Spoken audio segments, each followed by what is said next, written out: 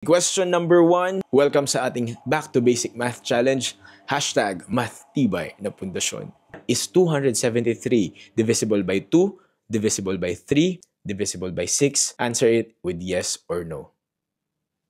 Time's up, and the correct answers are, kung tama ang sagot nyo sa tatlong yan, scroll nyo na, pero kung mali, ang challenge ko sa inyo is panoorin ito para maintindihan.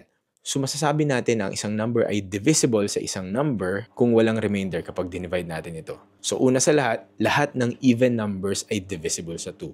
Since ang 273 ay nagtatapos sa 3, hindi siya even number, hindi siya divisible sa 2.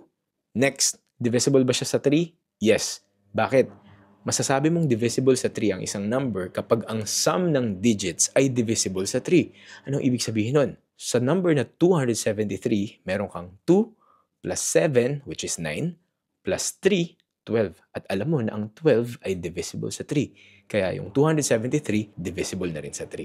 And then, divisible ba siya sa 6?